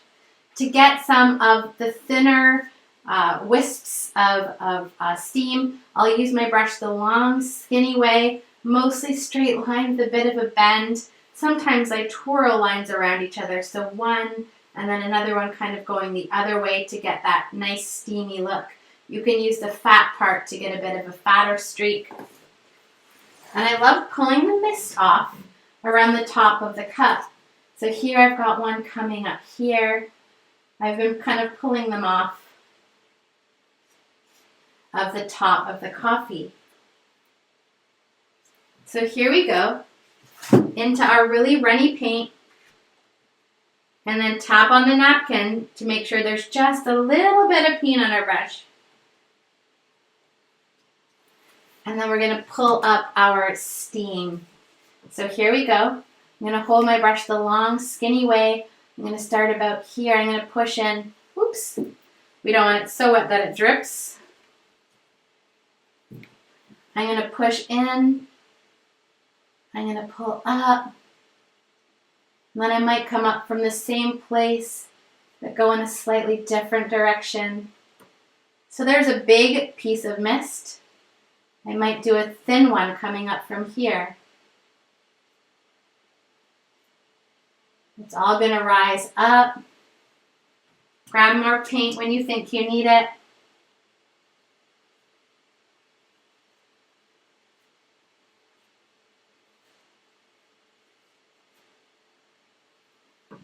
Up.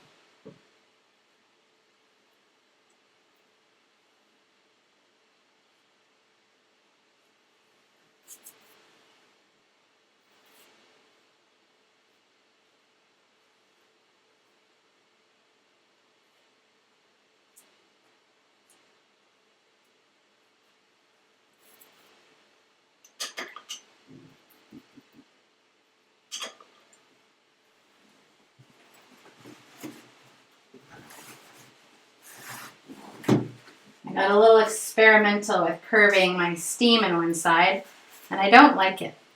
Now you can actually wipe paint off as long as the background is dry. So here I have just a bit of a damp paper towel. I'm just going to rub this one up and off a little bit. I didn't like the way it came over. I feel like steam just travels up. For our knit mugs, adding the steam is the last official part to Love You a Latte. So you are officially done your painting for today. In Bernie's mittens, the thumb on his mittens was actually a really medium blue-gray. Like oftentimes with these sweater-style mittens, the underside is a totally different color. So his is a nice blue-gray. So I like to fill in the underside with a nice blue-gray color. And we can use our background color to create this blue-gray. So typically I take a little bit of our background color, and to gray it out, I add just a little bit of burnt umber. And adding burnt umber to blue makes a really, really lovely blue-gray. You can lighten it a little bit if you like by adding some white. But I typically add brown to the blue until it's a nice gray color. Blue-gray color. We still want it in that blue family.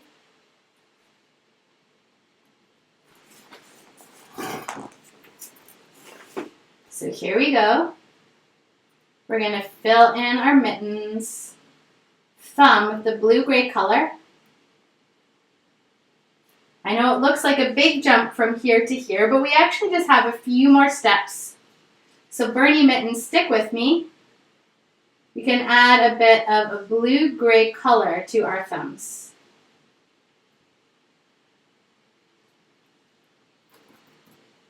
We're going to be pulling up rows into our mittens. And then we're going to do the exact same knit texture as was done in the gray mittens, but we're going to be using a lighter version of the color underneath. So once you've got those thumbs painted in, we need to paint on the rows. So remember, with our knit texture, it's V shapes, but they're done in nice columns. So we're going to create some columns. I like to use a bit of a brownish black, so our burnt umber with a little bit of black, and it's going to feel really strange pulling stripes over top of this, but I promise you that our knit texture will tone it down and give it some really fun, realistic looking texture. So to create those rows, rinse off your number 6 bright brush for me. That's the square one. And pull it down to a nice thin fin. And let's create some rows. So add a tiny little bit of black to some burnt umber.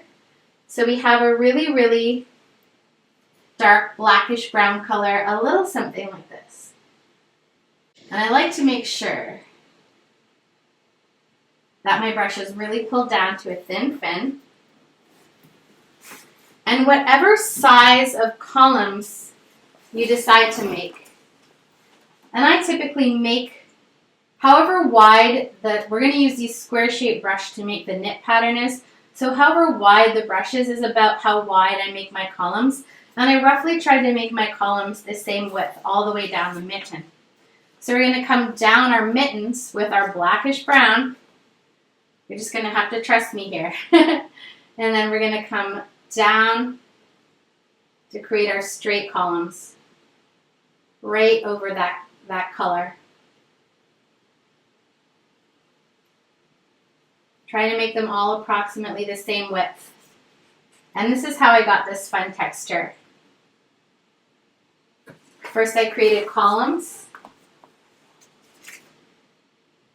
down, down,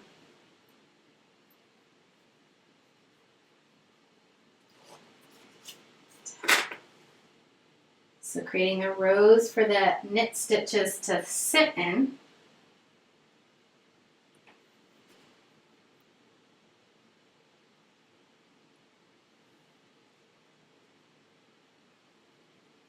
down.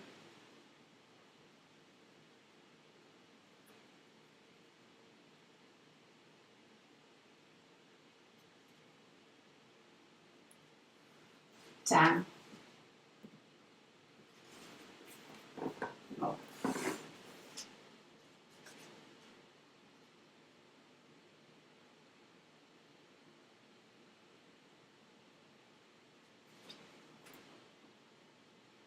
So I want you to create the rose all the way down. Now you can add some rose into the thumbs as well.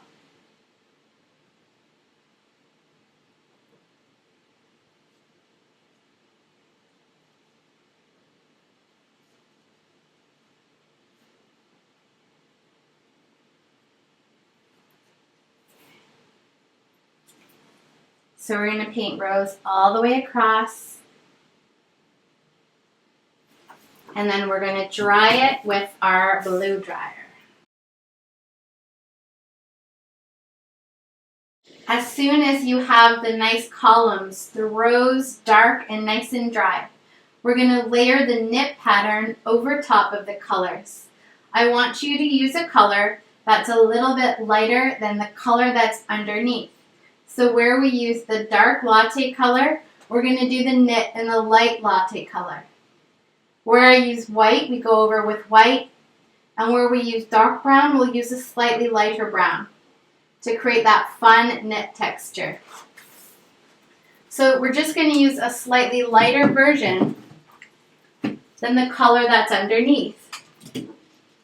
So you can really see that with the mitten here on the left.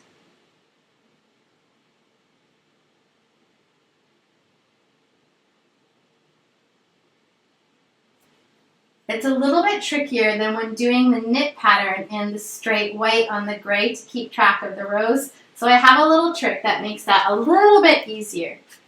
So I want you to grab your number 6 flat brush for me. And let's start with this basic latte color that we have here, the dark latte color, and let's make a much lighter version of that. Because this space is nice and open, it's easier to start there to start keeping track of our rows. So we've got our nice latte color and it's time to start pulling in that knit stitch pattern. So I'm using this nice latte color. It's much lighter than the color underneath.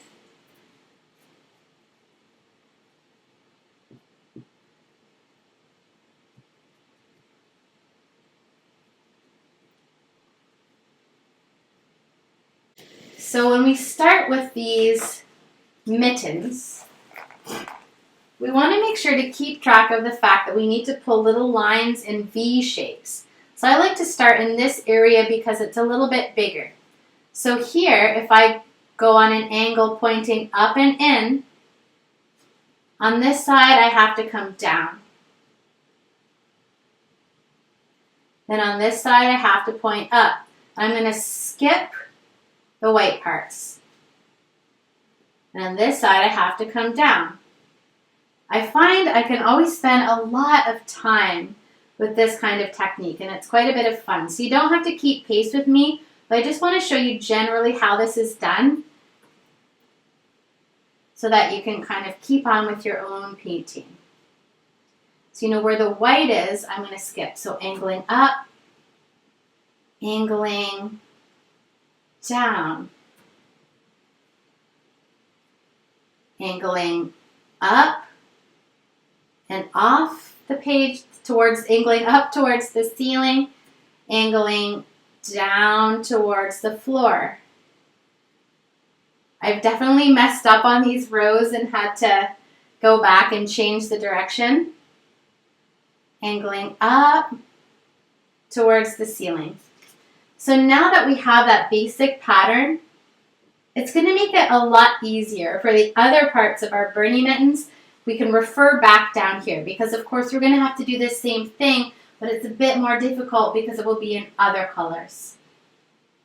Now we use this same color in these triangles down here. So now we've got these rows. I like to just use those to refer back to. So even though I'm working down here, I know not to go this way because I can see the little knit pattern here are going this way. So here I go. And there's parts where there's just a little bit of space. I can't do a whole line. In that case, just do a little dot.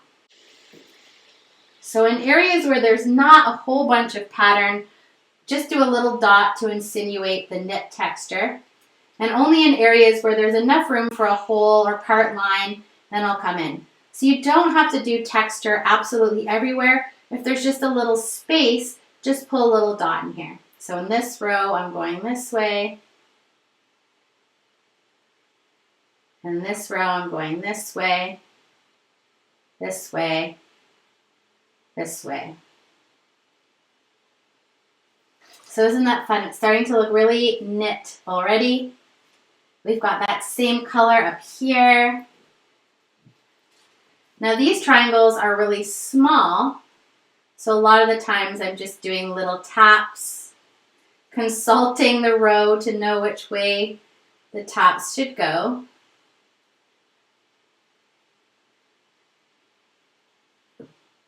Sometimes just a little dab is good enough in a really small space.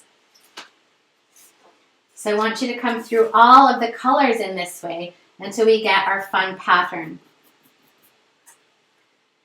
Remember, you're going to do this over all of the colors. So where we had our dark brown, we're going to go over that with a lighter brown. So I'm going to take my plain brown. I'm going to mix in a little bit of white. So I've got a lighter brown than what was underneath. And then I'm going to tap through my dark triangles.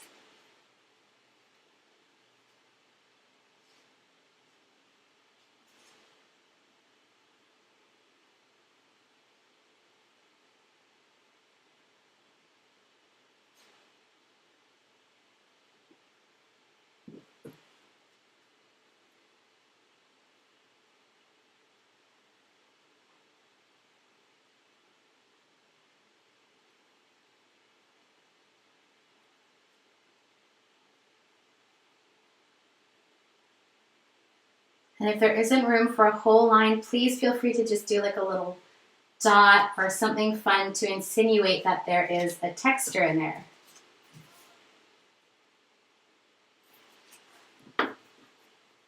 Inside of our little diamonds here, we had a lighter version of this color. So we have to use a lighter version for the knit on top. Just always use a lighter version of what's below and your golden. So we've got our little diamond shapes here.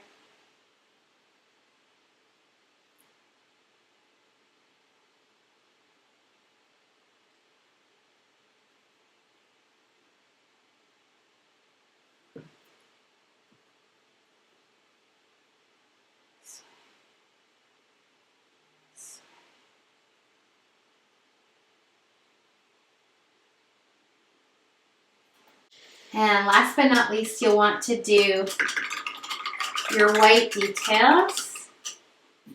Sometimes for the main stitch here, it's really small, so it can be a bit hard to get into the direction. So you can actually just go over the white detail with a nice kind of messy row of white, just to make it look a bit more textured. So you don't always have to capture every single bit of knit detail to really make it pop and look like a knit texture. In the thumb, we've got our light blue-gray. So I like to make an even lighter version of that color and come down the thumb in the same way. So little V's. Coming down,